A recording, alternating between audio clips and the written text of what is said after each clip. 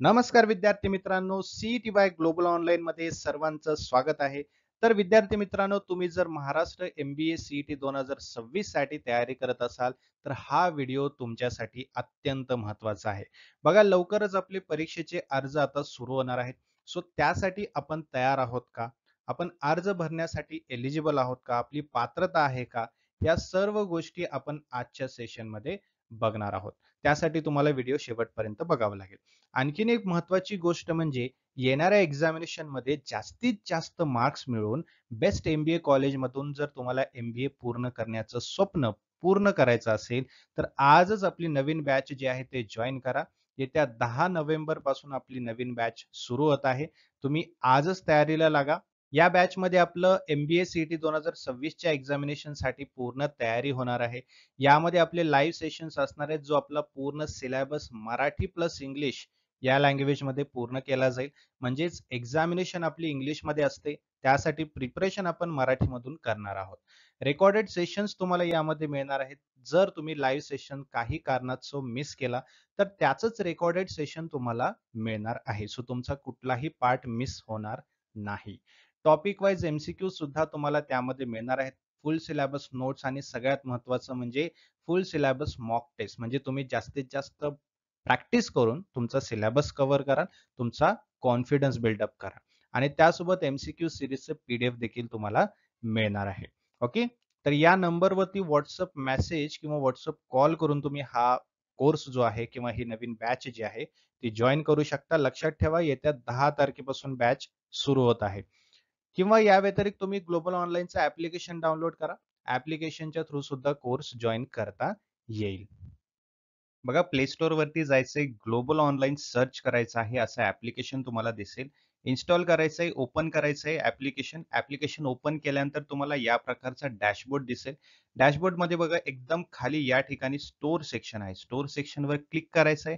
या डॅशबोर्ड मध्ये तुम्हाला सर्च बॉक्स दिसेल. सर्च बॉक्स मध्ये तुम्हाला सर्च करायचंय MBA CET. हा कोर्स तुम्हाला दिसेल. त्या कोर्सवरती क्लिक केल्यानंतर तुम्हाला खाली ऑप्शन दिसेल की जॉईन द कोर्स. जॉइन करायचंय आणि प्रिपरेशनला स्टार्ट करायचंय. एकदा का तुम्ही जॉइन केलात, मग तुम्हाला कंटेंट फोल्डर तिथे समोरच दिसेल. त्या कंटेंट फोल्डरमध्ये सर्व मटेरियल जे आहेत तुम्हाला तिथे दिसतील आणि आपले जे लाईव्ह सेशन्स आहेत, ज्यामध्ये तुमचं पूर्ण तयारी केली जाणार आहे, ते लाईव्ह सेशन सुद्धा ॲपमध्ये तुम्हाला दिसून येतील. बघा, पुढे वळण्याआधी अत्यंत महत्त्वाची गोष्ट तुम्ही समजून घ्या. आपल्या एक्झामिनेशनचा पॅटर्न कसा असणार आहे आणि त्या पॅटर्ननुसार आपला सिलेबस काय असणार आहे बघा. Logical reasoning, abstract reasoning, verbal ability, reading comprehension आणि क्वांटिटेटिव्ह ॲप्टिट्यूड अशा 4 पार्टमध्ये तुमची एक्झाम असते. लॉजिकल रिझनिंग हा जो युनिट आहे अत्यंत जास्त वेटेजवाला युनिट आहे, ज्यामध्ये 75 प्रश्न असतात. ओव्हरऑल म्हणजे सगळ्यात जास्त प्रश्न तर तुम्हाला लॉजिकल रिझनिंगमध्ये विचारले जातात. प्रत्येक राईट आन्सरला तुम्हाला किती मार्क्स मिळणार आहेत, तर 1 मार्क मिळणार आहे. तुम्ही जर एक राईट आन्सर केलं तर 1 मार्क मिळणार आहे. सो त्या मानाने 75 प्रश्न 75 मार्क्ससाठी असणार आहे. अब्स्ट्रॅक्ट रिझनिंग बघाल तर 25 प्रश्न असतात 25 मार्कासाठी. व्हर्बल ॲबिलिटीमध्ये 50 प्रश्न असतात 50 मार्कासाठी आणि क्वांटिटेटिव्ह ॲप्टिट्यूड म्हणजे तुमचं मॅथ्स वगैरे, रिझनिंग वगैरे जे आहे, म्हणजेच प्रॅक्टिकल, राईट, तो 50 मार्कासाठी असतो. 50 प्रश्न त्यामध्ये विचारले जातात. ओव्हरऑल 200 प्रश्न तुम्हाला या एक्झामिनेशन मध्ये विचारले जातात 200 मार्कासाठी. ठीक आहे. हा आहे तुमचा एक्झामचा पॅटर्न. तर बघा विद्यार्थी मित्रांनो, हे ऑफिशियल PDF आहे, CET सेल वरून घेतलेला आहे. यामध्ये आपली एलिजिबिलिटी क्रायटेरिया दिलेला आहे. तर eligibility criteria for MBA student जे की एक्झाम देणार आहेत आणि eligibility criteria for all India student ज्यांनी CMAT, GMAT हे एक्झामिनेशन देऊन आलेले आहेत. बघा, यामध्ये फरक काय आहे, तुम्ही एक्झाम देऊन जात आहात ॲडमिशनसाठी आणि दुसरा टप्पा जो आहे, ज्यांनी CMAT, GMAT किंवा XAT असे एक्झाम दिले आहेत, त्यांना डायरेक्टली कॅप राउंडमध्ये जाता येतं. बट त्यासाठी फरक असा आहे, की तुम्हाला कॅप राउंडची फीस भरावी लागते. ठीक आहे. आता आपला पूर्ण फोकस असणार आहे यामध्ये महाराष्ट्र स्टुडंट्स आणि ऑल इंडिया कॅन्डिडेट्सवरती. नॉन रेसिडेंट वगैरे याच्यावरती आपला फोकस नसणार आहे. सो काय आहे एलिजिबिलिटी क्रायटेरिया बघा. तुम्ही जर महाराष्ट्र स्टुडंट असाल आणि एक्झाम देणार असाल, तर त्यामध्ये तुम्ही इंडियन सिटिझन असणं महत्त्वाचं आहे दोन्हीसाठी. ऑल इंडियासाठी आणि महाराष्ट्र स्टुडंटसाठी सुद्धा.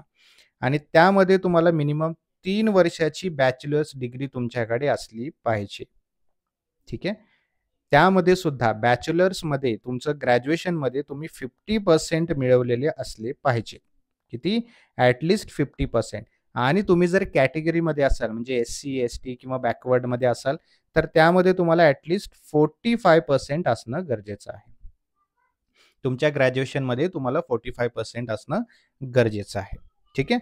पुढचा टप्पामध्ये ॲडमिशनसाठी तुम्ही महाराष्ट्र स्टुडंट असाल, तर तुम्हाला should have obtain non zero score in Maharashtra MBA, M-M-S, CET. बघा एम-एम-एस, एम-बी-ए जवळपास सेम आहे. ठीक आहे. यामध्ये काय सांगितलं आता हे ॲडमिशनसाठी म्हणजे तुम्ही एक्झाम दिलेली आहात आणि पण तुम्हाला तो क्वालिफाइंग मार्क्स जो आहे 0 पेक्षा जास्त असलं पाहिजे, एक्झामिनेशनमध्ये ॲडमिटेड असलं पाहिजे. आहे ना? जर 0 वगैरे असेल म्हणजे तुम्ही ॲब्सेंट आहात एक्झामला असा त्याचा अर्थ होतो. म्हणजे तुम्ही क्वालिफाइंग मार्क्स तुमचे असले पाहिजे. आणि दुसरा टप्पा जो आहे त्यांनी जर सी-ए-टी, सी-मॅट, एक्झॅट है ना?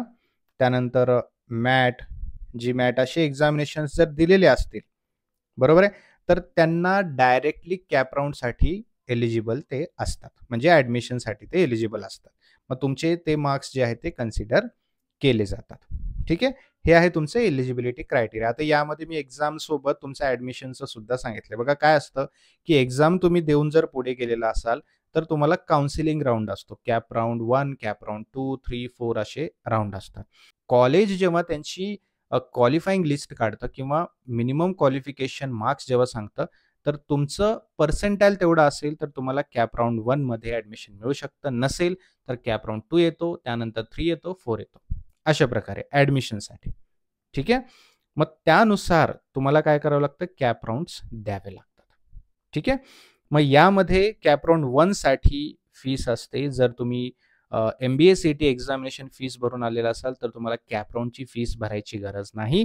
तुम्ही जर सी-मॅट, जी-मॅट अशी एक्झाम देऊन आलेला असाल, तर तुम्हाला कॅप राउंडची फीस भरावी लागते. ठीक आहे. एक्झामिनेशनसाठी तुम्हाला www.maharashtraceet.org वरती जाऊन ॲप्लिकेशन फिलअप करावं लागेल. तुम्ही एम-बी-ए, सी-ई-टी एक्झाम देणार असाल तर. ठीक आहे. आणि सी-मॅट, जी-मॅट असेल तरीही तुम्हाला ॲडमिशन एक्झामिनेशनच्या नंतर जेव्हा कॅप राउंड वगैरे होतात, त्यासाठी तुम्हाला महाराष्ट्र सी-ई-टी सेलवरती जाऊन रजिस्ट्रेशन करावं लागतं. जर तुम्ही महाराष्ट्र सी-ई-टी एम-बी-ए, सी-ई-टी देऊन जर पुढे आलेला असाल, ॲडमिशन घेणार असाल, तर तुम्हाला फीस भरायची गरज नाही. तुम्ही जर बाकीच्या एक्झामिनेशन जसं जी-मॅट वगैरे देऊन आलेले असाल, तर तुम्हाला कॅप राउंडची फीस भरावी लागते. ठीक आहे. त्यासाठी फीस आहे ₹1200 जनरलसाठी आणि ₹1000 कॅटेगरीसाठी. ठीक आहे. सो हा ओव्हरऑल तुमचा एलिजिबिलिटी क्रायटेरिया असणार आहे. एक्झामिनेशनसाठी क्रायटेरिया असाच आहे आणि पुढे ॲडमिशनसाठी सुद्धा क्रायटेरिया तोच असणार आहे. Maharashtra student, all India students आपण पाहिलेलं आहे. जवळपास एलिजिबिलिटी सेम आहे. एक्झामिनेशन देऊन तुम्ही पुढे येत असाल, तर तुम्हाला कॅप राउंडची फीस नाहीये. एक्झामिनेशन न दिलेले म्हणजे बाकीचे एक्झाम देऊन पुढे आलेला असाल, तर तुम्हाला कॅप राउंडची फीस भरावी लागणार आहे. ठीक आहे. सो लक्षात ठेवा या गोष्टी आणि तुमचं प्रिपरेशन जे आहे ते लवकरात लवकर सुरुवात करा.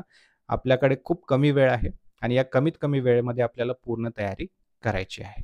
आणि आणखीन काही डाऊट असेल तर कमेंट बॉक्समध्ये सांगा. त्याचं सोल्युशन मी तुम्हाला पुढच्या व्हिडिओमध्ये देईन.